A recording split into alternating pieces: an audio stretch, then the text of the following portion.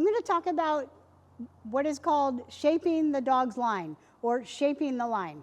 And that is creating a different line than what is natural to the two obstacles. So if we're talking about going from the green jump to the white jump into the tunnel coming at this yellow jump, and I have the choice to turn him to the right of this wing, my right, or to the left, because we're going back into the tunnel. So it goes 4, 5, 6. And his natural run line is straight out of this tunnel. So his natural run line goes from this tunnel straight through to this yellow jump.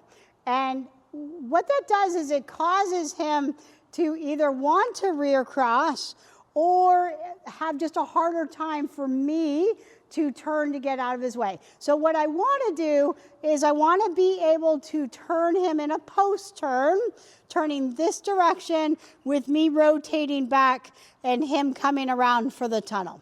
And so if I leave him to jump his natural jump line, I have to wait until he passes me in order to show the direction change. So I could use a verbal, that would work, but if I'm basing it solely on motion, then I want to do what's called shaping his line. And what that means is that I want to come through here, and I actually want to shape him out to take this jump more on this angle. And when he does that, I'm also getting into my position. So let me show you. So I want to be able to be in front of him for the tunnel, pressing into his line and rotating backwards on my line to have him jump as tight as possible going that direction. So let me show you what that looks like. Actually, I'll show you what it looks like to go straight, then I'll show you what it looks like to shape the line. Ready? Jump. Check, check, check. So I'm going to stay off the line, send him, and turn him. Good boy, good boy, good job. So he didn't know that he was turning right until he took off and landed. So now I'm going to shape his line. Jump, check, check, check. So I'm going to get a little bit in front, look at him, shape him out. Yeah, good boy. So in order for this shaping of the line to work, I have to be a little bit in front of him.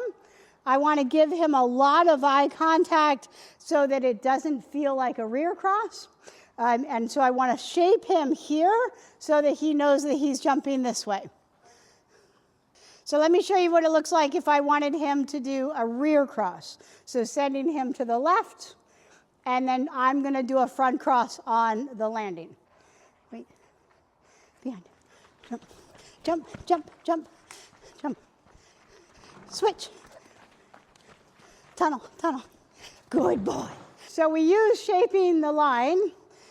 We use it when we want them to have a different line on landing, right? So we create a different approach for the dog, which causes a different landing arc as you continue on. So just another option for your handling. Good job, bud. Very good.